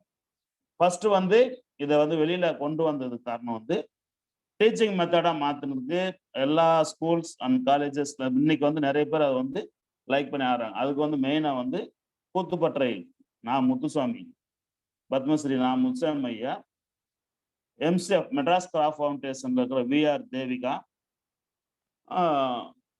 வேர்ல்டு தமிழ் ஸ்டடீஸ் சென்டர்ல இருந்த துளசி ராமசாமி, தஞ்சை யூனிவர்சிட்டியில இருந்த ராமசாமி, இவங்க தான் வந்து இதை வந்து வெளியிருக்க அதிகமா பிரபலப்படுத்தினாங்க. இன்னொன்னு, இந்த பிரபலப்படுத்தினாங்க இவங்க என்ன பண்ணாங்க, டீச்சிங் மெத்தடுக்கு கன்வெர்ட் பண்ணாங்க. டீச்சிங் மெத்தடுக்கு கன்வெர்ட் பண்ணும்போது எப்படி சொல்லி தர்றது, ஸோ அவங்க வந்து ஒரு ஸ்கெட்ச் போட்டு கொடுத்தாங்க, இது எப்படி சொல்லி தர்றது அப்படின்ற மாதிரி வரும்போது இந்த இந்த கம்யூனிட்டிலே பிறந்தவர் வந்து சுப்பையா அப்படின்னு சொல்லிட்டு ஒரு பிடி மாஸ்டர், அவர் வந்து ட்ரில் மாஸ்டர் இருந்தவர். அப்புறம் குமார் ராமன் சாரும் கண்ணன் குமார், இவங்க 2 பேரும் பிரதர்ஸ். இவங்களோட அண்ணன் தான் வந்து சுப்பையா. அப்போ அவங்க என்ன பண்றாங்க அப்படின்னா, ஸ்கூல்ஸ்ல வந்து நம்ம சில்ட்ரன்ஸ்க்கு வந்து 1 2 3 ட்ரில் வந்து 1 2 3 8 கவுண்ட்ல நம்ம சொல்லி கொடுக்குறோம். அப்போ அது ஈஸியா புரிஞ்சுக்கிறாங்க, ஸோ அண்டர்ஸ்டாண்ட் ஆகுது ஈஸியா. அந்த மெத்தட்ல நம்ம தேவராட்டத்தை ட்ரை பண்ணலாம் அப்படின்னு சொல்லி இது என்ன பண்ணாங்க, ஃபர்ஸ்ட் வித்தவுட் இன்ஸ்ட்ருமெண்ட்ல ஸோ கவுண்ட்ல கொடுத்தாங்க. இந்த ஸ்டெப்ஸ் எல்லாம் வந்து 8 கவுண்டா சேஞ்ச் பண்ணி கவுண்ட்ல கொடுத்து அந்த கவுண்ட்ல ப்ராக்டிஸ் பண்ணதுக்கு அப்புறம் சொற்கட்டு ஜதி, நம்ம இன்ஸ்ட்ருமெண்ட்ல என்ன பிளே பண்றோமோ அதை ஜதியா மாத்தி அந்த கொன்னக்கோல்னு சொல்லுவோம். நம்ம இதுல வந்து மிருதாங்கத்துல கொன்னக்கோல்னு சொல்லுவோம். இன்னைக்கு அந்த பழக்கமே இல்லை, கொன்னக்கோல் சொல்ற பழக்கமே இல்லை. ஆனா இந்த கொன்னக்கோல் உருவாக்கி அதை ஸ்டூடெண்ட்ஸுக்கு பெர்ஃபார்ம் சொல்லி கொடுத்து அதுக்கப்புறம் இந்த இன்ஸ்ட்ருமெண்ட்டை பிளே பண்ணுவோம். ஸோ அப்படி வந்து இதை கொஞ்சம் மாத்தி கொண்டு வந்தாங்க. அப்போ அது ஈஸியா புரிஞ்சதுனால ஸோ அதுவே வந்து நம்ம ஃபார்மேட்டா வந்து நம்ம இது பண்ணோம். இது ஒன்லி ஃபார் ஜென்ஸ் ஆடுற ஆர்ட் ஃபார்ம். 84 85 90s வரைக்கும் வந்து ஜென்ஸ் தான் இந்த இதை வந்து ஆடிட்டு இருந்தாங்க தேவராட்டம். ஸோ உமன்ஸ் வந்து இதை ஆடுறது இல்லை. அப்போ அதுவும் வந்து அந்த கம்யூனிட்டில இருந்து ஒருத்தர் வந்து ஏன் இது உமன் ஆடக்கூடாது, ஸோ உமன் ஆடணும் அப்படின்னு. அப்போ 1991 92 அந்த டைம்ல உமன் ஆடணும் அப்படின்னு கொண்டு வரும்போது அதுவும் அவங்களே அந்த பிரதர்ஸ் தான் யூஸ் பண்ணணும், அது அவங்க தான் அதை கொண்டு வந்தாங்க. அப்போ நிறைய வந்து ஆர்கியூமெண்ட்லாம் வந்தது, இல்ல ஜென்ஸ் மட்டும் தான் ஆடணும், கேர்ள்ஸ் ஆடக்கூடாது, உமன்ஸ் ஆடக்கூடாது அப்படி இப்படின்னா. ஆனா இவங்க எல்லாத்தையுமே அதை பிரேக் பண்ணிட்டு அவங்க ஒரே ஒரு காரணம் தான் சொன்னாங்க. ரீசன் வந்து ஒரே சிங்கிள் ரீசன். என்ன ரீசன் சொன்னாங்க அப்படின்னா, அந்த பெரியவங்க கிட்ட ஜென்ஸ் வந்து சரியா வந்து அந்த ஆர்ட் ஃபார்மை கொண்டு போய் ரீச் பண்ண முடியாது. ஸோ கேர்ள்ஸுக்கும் உமன்ஸுக்கும் நம்ம சொல்லிக் கொடுக்கணும். அதுவும் இந்த கம்யூனிட்டி கிடையாது, அதர் கம்யூனிட்டி உமன்ஸுக்கு சொல்லி தரணும். காலேஜஸ் ஸ்கூல்ஸ் எல்லாத்தையுமே வந்து கேர்ள்ஸுக்கு சொல்லி தரணும், உமன்ஸ் காலேஜ் போய் சொல்லி தரணும் இருக்கும்போது எதுக்கு அப்படின்னு சொன்னாங்க. இல்ல, ஜென்ஸ் வந்து ஒரு காலேஜ் படிக்கிற டைம், அந்த எஜுகேஷன் டைம், ஒரு பிஹெச்டி அந்த மாதிரி முடிக்கிற வரைக்கும் தான் இந்த ஆர்ட் ஃபார்ம்ல டிராவல் ஆகிடும். ஸோ அதுக்கப்புறம் வந்து அவனோட ஜாப்ஸ், அவனோட ஆஃபீஸ் ஒர்க்கு, அந்த ஒர்க் இந்த ஒர்க் அப்படி போயிடுவான். ஸோ போனா அவன் வந்து திரும்ப வந்து இந்த ஆர்ட் ஃபார்ம்ல கண்டினியூ பண்ணுவானா அப்படின்னு ஒரு டவுட். ஆனா உமன்ஸுக்கும் கேர்ள்ஸுக்கு சொல்லி கொடுத்தா நிச்சயமா தன்னோட சில்ட்ரன்ஸுக்கு சொல்லி கொடுப்பாங்க. ஸோ தான் பிள்ளைங்க வந்து ஒரு ஸ்கூல்ல படிக்கும்போது ஒரு கல்ச்சுரல் ஃபெஸ்டிவலோ, ஏதோ ஒரு ஈவெண்ட், ஒரு ஃபெஸ்டிவலோ, இல்ல ஒரு ஒரு ஒரு அபார்ட்மெண்ட்டுக்குள்ள ஒரு ஃபெஸ்டிவல் நடக்கும்போது தான் பிள்ளை வந்து ஒரு பிரத்யேகமா தெரியணும். ஸோ அட்ராக்டிவ் நான் என் பிள்ளை வந்து மற்றவங்க முன்னாடி ஒரு அட்ராக்டிவா இருக்கணும் போது கல்ச்சுரல்ஸ்க்கு வந்து அவங்க சொல்லிக் கொடுப்பாங்க. நிச்சயமா வந்து உமன்ஸ் வந்து தன்னோட குழந்தைகளுக்கு தனக்கு என்ன தெரியுதோ அதை வந்து நிச்சயமா அதை வந்து சொல்லிக் கொடுப்பாங்க. இன்னைக்கே நீங்க ஸ்டோரி டெல்லிங் மற்றதெல்லாம் பாருங்க, நிறைய குழந்தைங்க வந்து தன்னோட பாட்டி கிட்ட இருந்து தான் கத்துக்கும். கிராண்ட்மா அவங்க கிட்ட தான் நிறைய விஷயங்கள் கத்துக்கும் குழந்தைங்க. தாத்தாட்ட இருந்து கூட அவ்வளவு கத்துக்காது. ஆனா பாட்டி கிட்ட இருந்து நிறைய கதைகள் வந்து சொல்லிக் கொடுப்பாங்க. அந்த மாதிரி இருக்கும்போது அப்போ கேர்ள்ஸுக்கு கொடுக்கணும் அப்படின்ட்டு அப்பதான் அது வந்து கேர்ள்ஸுக்கு வந்து சொல்லிக் கொடுத்தா. இங்க நிறைய சென்னை அரௌண்ட் தமிழ்நாடு முழுக்க வந்து எல்லா உமன்ஸ் காலேஜஸ், ஸ்கூல்ஸ் இங்கெல்லாம் வந்து சில்ட்ரன்ஸ்க்கு வந்து இது சொல்லி கொடுத்தாங்க. ஆனா இந்த கம்யூனிட்டியில இருந்து இது வெளியில வர்றதுக்கு நிறைய ஸ்ட்ரகிள் இருந்து ஒரு இதுக்கும் ஒரு இதுலயும் பிரேக் பண்ணி தான் வந்து அதை வந்து வெளியில கொண்டு வந்தாங்க. இன்னைக்கு வந்து இந்தியா முழுக்க வந்து தேவராட்டம் ஒரு ஆர்ட் ஃபார்ம்னா எல்லாருக்கும் தெரியுது அப்படின்னா அது நிச்சயமா வந்து கலைமாமணி குமாரராமன், கண்ணன் குமார், சுப்பையா இவங்க தான் அதுக்கு மெயின் காரணம். ஒண்ணு, இந்த கம்யூனிட்டியோட இது எப்படி அப்படின்னா, இந்த இன்ஸ்ட்ருமெண்ட் வந்து சிவன் பார்வதி, அந்த தேவராட்டங்களோட ஹிஸ்டரி எப்படி இருக்கு அப்படின்னா, இந்த கதை என்ன, எப்படி தேவராட்டம் ஆடுறாங்க அப்படின்னு ஒரு கேள்வி இருக்கு.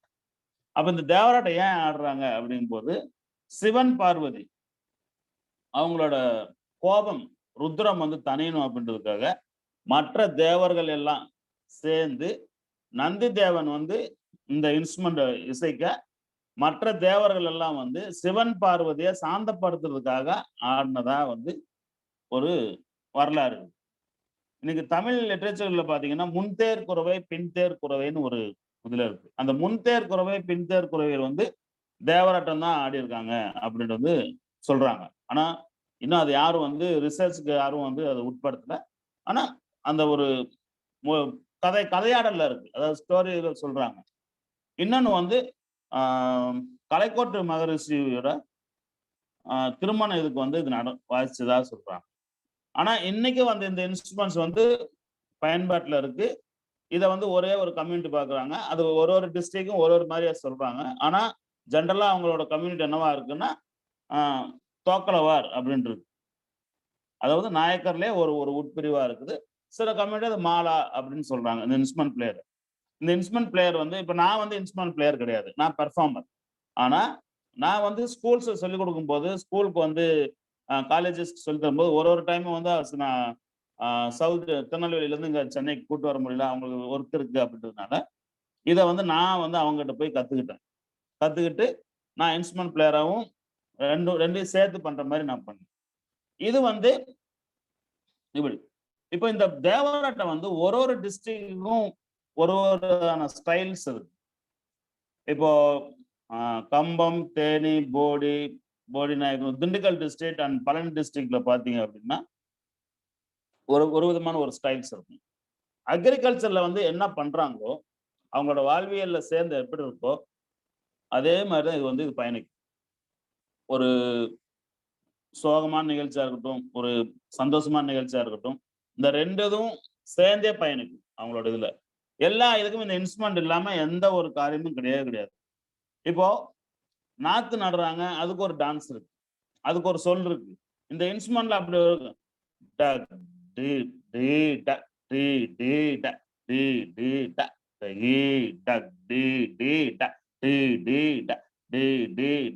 இப்படி சொல்லுவாங்க. அப்ப என்ன, நாத்து நடுறது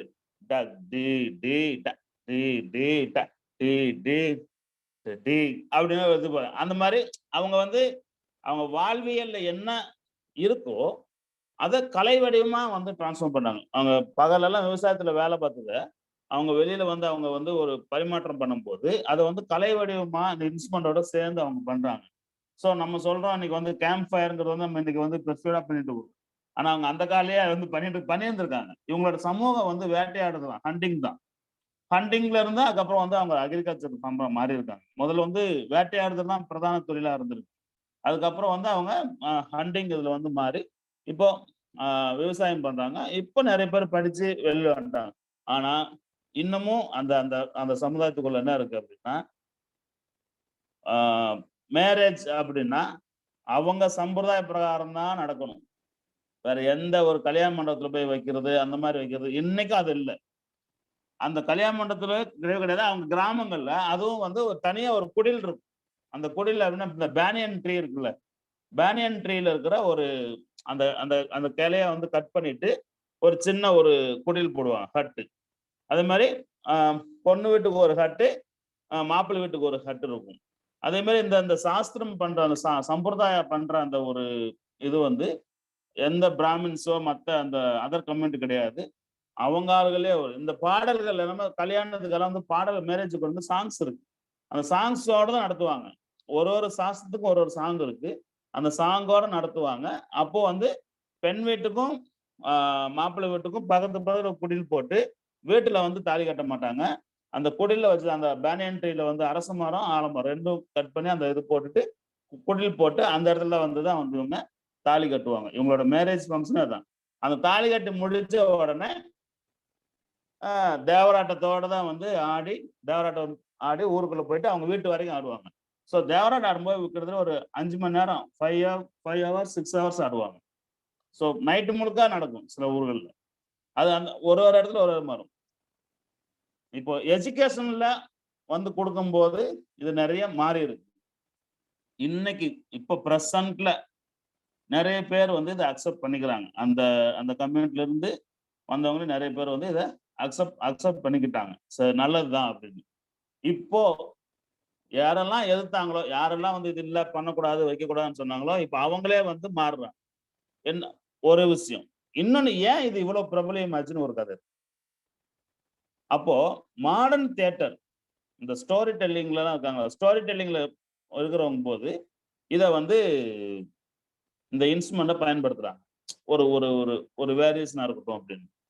அதே மாதிரி மாடர்ன் தியேட்டர் Manikandan sir, இங்க ஒரு எஸ் நிமிஷம் இருக்கு. Sorry to interrupt.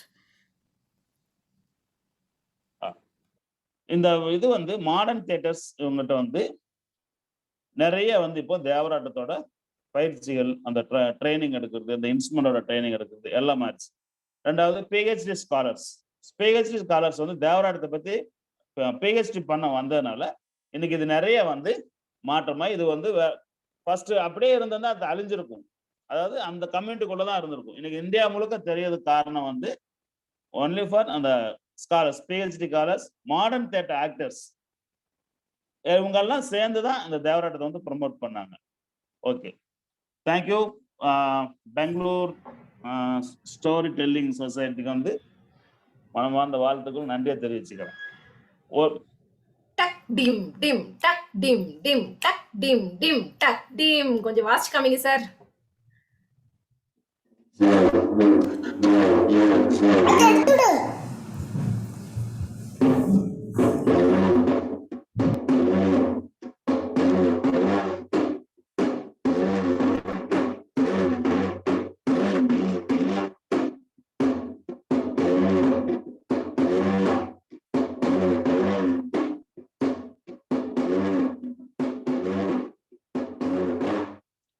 இந்த இது வந்து ஓமோட அந்த ஹம் சவுண்ட் தான். அந்த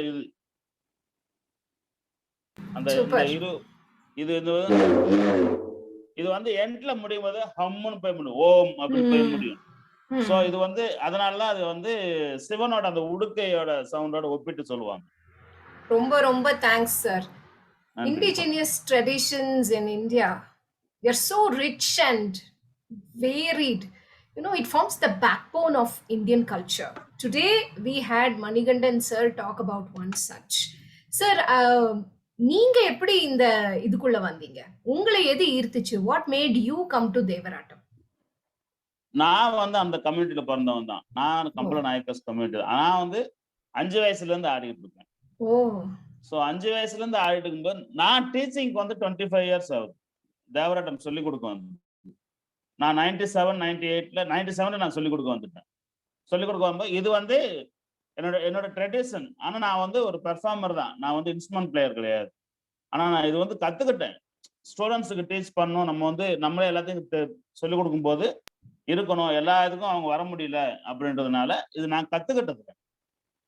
பட் இப்போ யங்க ஜெனரேஷன் வந்து எப்படி யங்க ஜெனரேஷன்ல ரொம்ப ஆர்வமா இருக்காங்களா இதை கத்துக்கிறதுக்கு? Are they very keen to learn?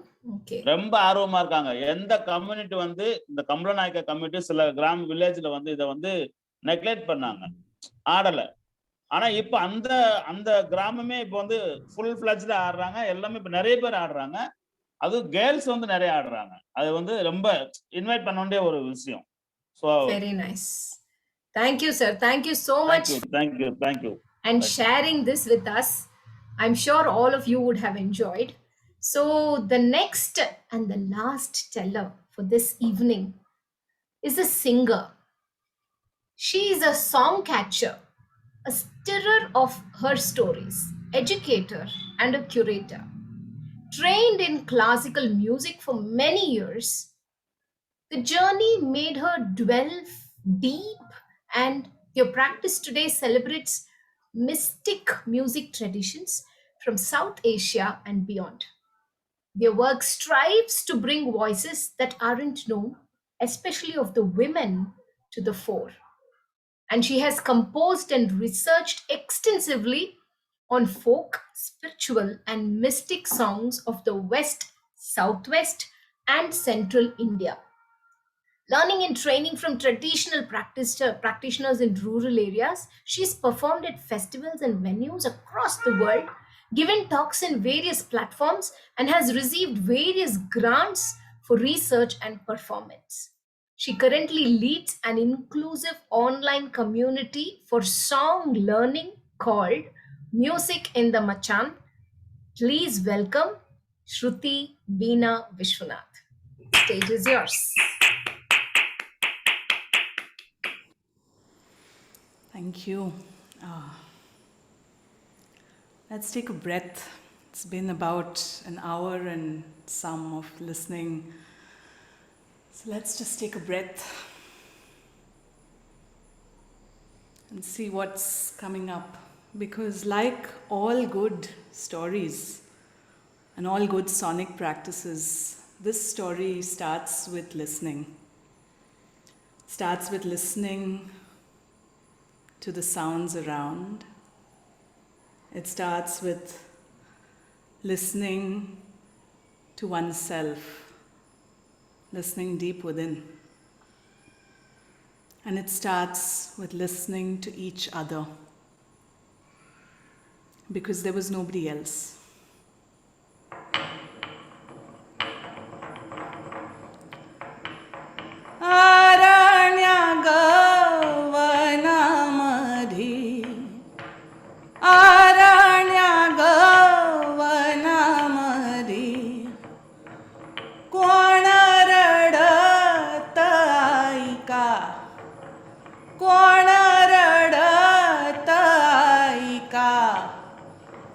बोरी बाभळी बाईका, बोरी बाभळी बाईका, कोण रडत आईका, बोरी बाभळी बाईका, बोरी बाभळी आईका, बोरी बाभळी बाईका.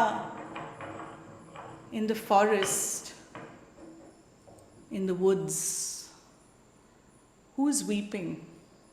Listen, listen. The jujube and acacia trees, the bodhi bhabali, are the women, are the only women who can listen to and console Sita. This is a form of poetry called the ovi. It's poetry sung while grinding grain, not with Usha wet grinder as we probably do, but with something that might have made a sound like this. This is obviously something else because we don't use them anymore. It's the earliest form of women's expression and poetry that we know. It's the only way women were allowed to perhaps express, especially women from different classes and different castes. But with this form, women had a right to it because they had invented it. It wasn't performed to an audience. There was no audience. It was just passed down from mother to daughter and from mother-in-law to daughter-in-law. In the 13th century, there were 4 orphans, Jnaneshwar, Muktabai, Nivrutti, and Sopan. They were children searching for their place in the world, searching for the answers.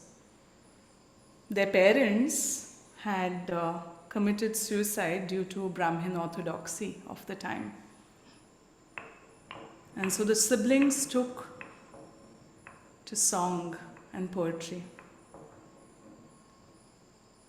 Fugdi fuge bai fugdi fu, fugdi fuge bai fugdi fu, nij brahma tuge bai par brahma tuge, nij brahma tuge bai par brahma tuge, fugdi fu.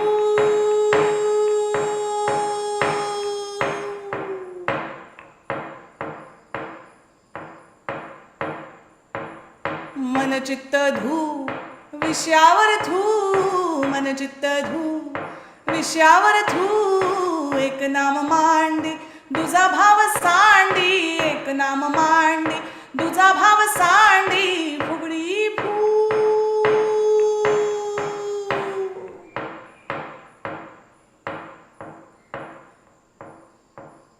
We call this kind of poetry the abhang.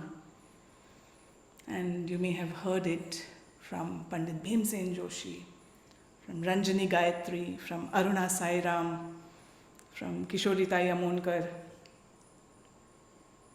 But the poetic meter is the ovi.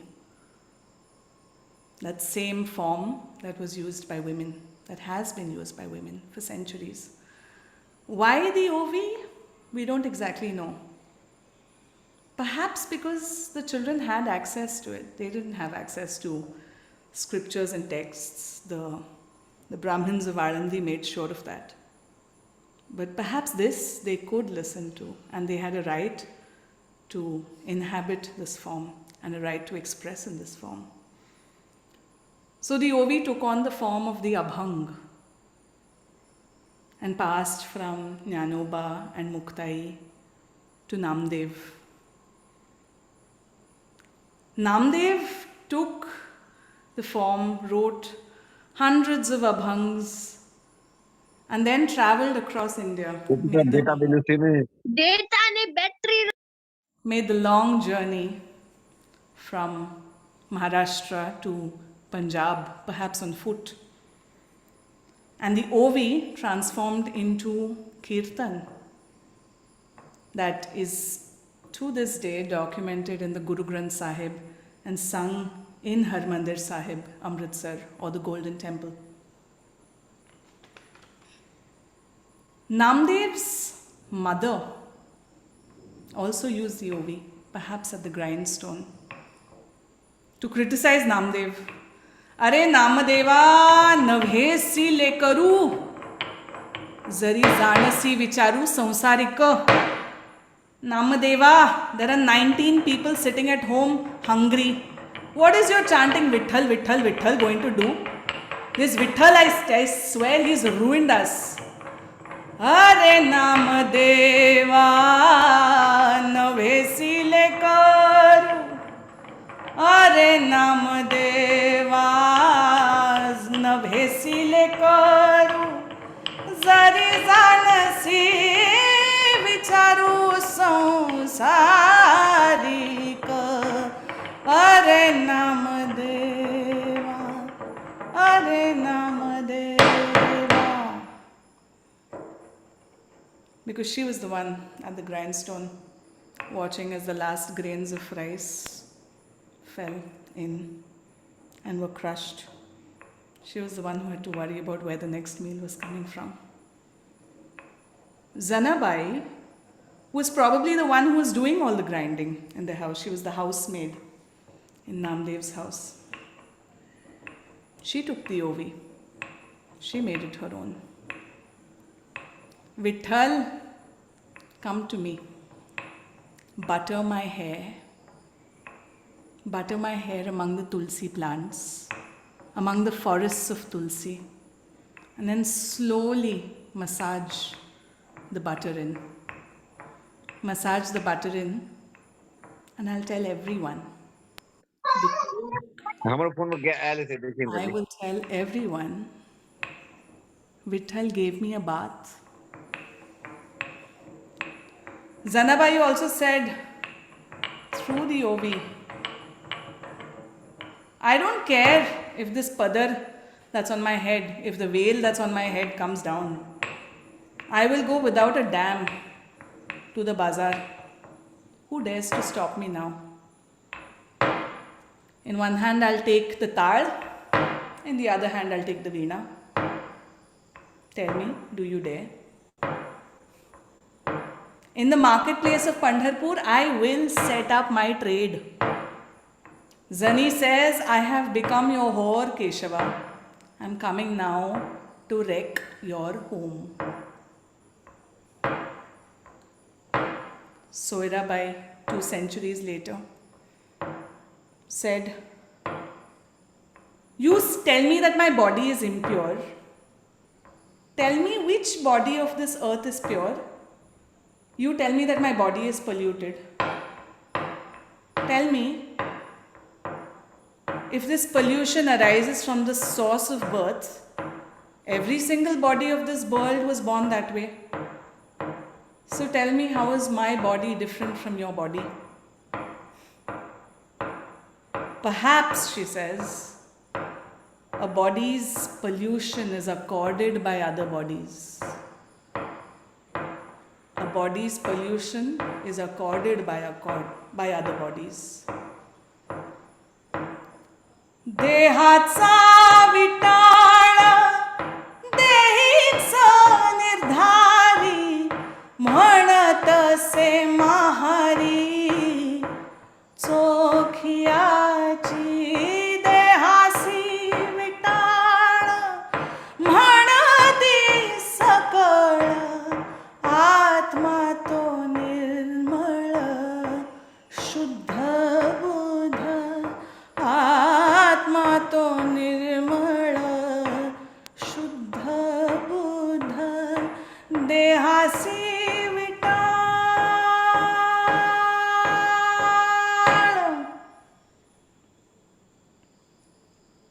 A couple of centuries later, Eknath took the form of the ovi. I don't need no husband. I don't need no husband, he says in a folk form. Malla dadla nako gabai, malla naura nako gabai, malla dadla nako gabai, malla naura nako gabai, malla dadla nako gabai, malla naura nako gabai, malla dadla nako gabai, malla naura nako gabai. By that time, the Mughals had come to India. And so, in addition to the folk forms and saying, Mala Naura Noko, I don't need no husband, and writing thousands of songs praising Vitthal, challenging Brahmin orthodoxy, he also embraced what the Mughals had brought. Allah rakhega, waisa bhi rehna, मौला रखेगा वैसा भी रहना, अल्लाह रखेगा वैसा भी रहना, मौला रखेगा वैसा भी रहना, अल्लाह हो अल्लाह, अल्लाह हो अल्लाह, अल्लाह हो अल्लाह, अल्लाह हो अल्लाह हो, अल्लाह हो अल्लाह हो, अल्लाह हो अल्लाह हो, अल्लाह हो अल्लाह हो, अल्लाह हो अल्लाह हो. The Ovi had become the Kavali. The Kavali had become the Ovi. The Ovi had become the Abhang, and virtually no difference existed between the two anymore. All duality was erased, just like the grains that get crushed in that grindstone. चाकी चाकी सब कहे पर कीली कहे न कोई, अरे जो कीली से लाग रखे वाका बाल न बीका होए. In this Kabir couplet he says, everyone talks about the grindstone, but nobody talks about that little center line in the middle. Because if you pay attention and stick close to that center line, not a hair on your head will be displaced. The grindstone inspired many. Tukaram met Nityananda in the 17th century, and there is some evidence that some of the poetic forms and ideas would have traveled all the way from Maharashtra to Bengal 5 centuries ago. In the 18th and 19th century, Bahina Bai Chaudhary took the Ovi further. अरे संसार संसार जसा तवा चुल्यावर आधी हाताला चटके तेव्हा मिळते भाकर. संसार संसार जसा तवा चुल्यावर आधी हाताला चटके तेव्हा मिळते Bhaker. If you can dare to hit your own hand, then you'll get the bhakri, then you'll get the roti, then you'll get the bread to eat. Such is life.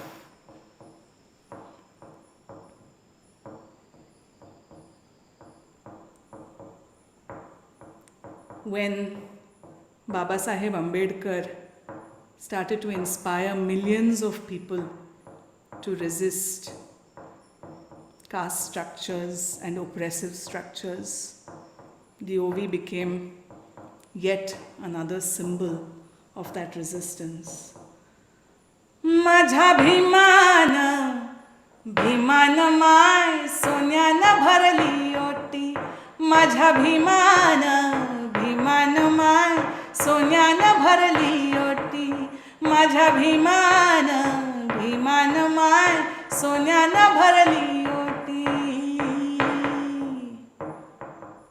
Virtually all of poetry written in Maharashtra in that powerful time of Baba Saheb was written in the form of the Ovi, and it still survives today. In the 60s and 70s, 3 icons of the Marathi art world, Gadi Madkulkar, Bhimsen Joshi and Pula Deshpande, theatre stalwarts, music stalwarts, writing stalwarts, together composed Indrayani Kathi, going back to the Abhang, using the form of the Ovi again. Indrayani Kathi, देवाची आळंदी लागली समाधी ज्ञानेशाची, हो ज्ञानेशाची इंद्रायणी काठी. In the 70s and the 80s, somebody woke up to finally this idea of the OV itself. Two sociologists, Hema Raikwar and a French gentleman who I think who we pronounce as Guy Poitevin, but I'm not sure, decided to document the OV, and they went around rural Maharashtra for about 20 years, receiving support from the UNESCO, receiving support from all sorts of places really, and they found hundreds and thousands of OVs from many, many singers across Maharashtra, and they had the foresight to record it because that was maybe the last generation that actually used the grindstone. Now it's just a theory for us all today. So what happens after that? Does the OV stop? Where does it go? What's the perfect ending to this story? In the 90s, there were some translation projects undertaken. There are now several books on Abhang translations, and you can find the Grindmill Songs project as well online to listen to a little glimpse of what this might have really been in the oral traditions passed down from mother to daughter. And if you want a more academic understanding, you can perhaps read Jerry Pinto, Neela Bhagwat, Jackie Dawkes, Dilip Chitre. There's a friend, Chandrakant, who's doing a Tuka translation project. I undertook a project of reviving women's voices about 5 or 6 years ago and got a couple of grants for that. But what happens once these grants end? Where does the OV go? What's the moral of this story? How do we tie it all together? I guess the point is that we should still listen, and we should dare to make art. We should dare to tell our stories and sing our songs, even if people around us tell us we should not be doing it, or we're not allowed, or that it's taboo. And we should be allowed to think and to dream. And then the OV will be alive, I think, truly alive. More than anything else, let's continue to listen. Because maybe if you listen, you might hear a sound like this. And the gentle rhythms might inspire your next masterpiece. Thank you.